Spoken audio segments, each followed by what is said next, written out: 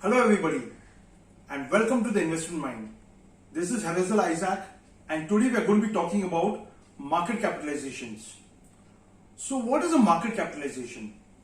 A market capitalization is nothing but the size of a company, the value of a company. For example, you take the total equity shares of a company, multiply it by the market price and you get a market capitalization. So if you have to buy the full company out in total, this is the value that you would have to pay. But among this market capitalization, we have something which we call as categories, like defining the size of a particular company. So there are some companies which are like large, mid, small, and you must have heard this terminology called as large cap, mid cap, small cap, micro cap. So what is this? We will talk about this. As per SEBI, the definition of a large cap company is the top 100 companies listed on the exchange.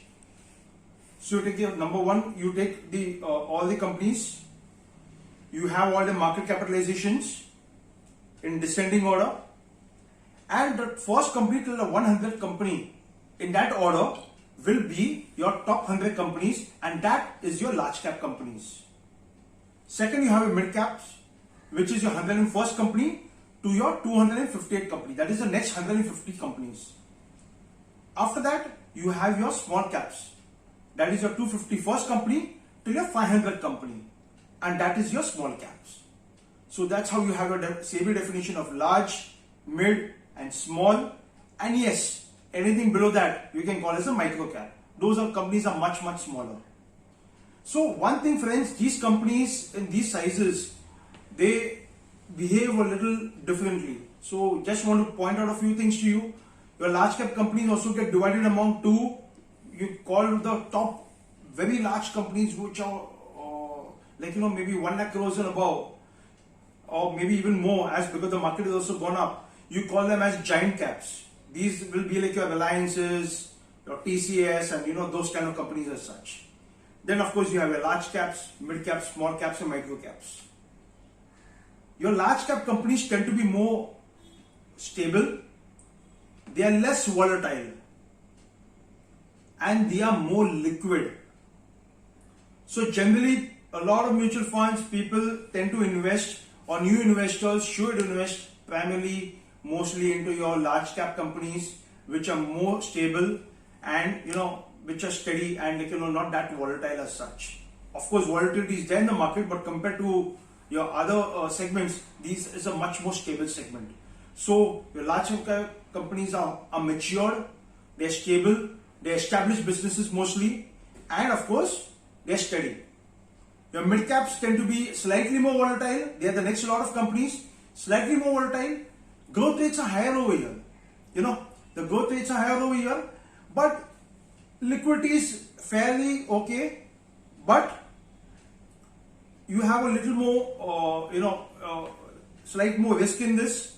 But it's much better than your small caps, because the next category is small caps. These companies tend to have higher growth rates and have also higher failure rates also. So that means the risk is more over here. Secondly, keep a watch in terms of the liquidity. The liquidity in these stocks is less, and as you get lower and lower, the liquidity tends to get lower and lower. And of course, let's say you happen to buy a quantity of shares, maybe you could even back down share price. So try and be careful when you're purchasing these kind of companies. Of course, these companies tend to become multi-baggers as they upgrade themselves and as they graduate further.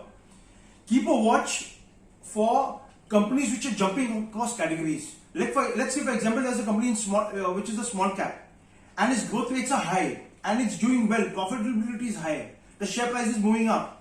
What will happen? It will move from a small cap to a mid cap.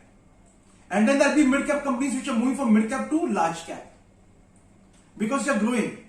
Similarly, you will have movement on the way down. There will be some large cap companies which will get taken over and then they will have to come down into the mid cap category. And similarly, some mid caps will come down into the small cap category.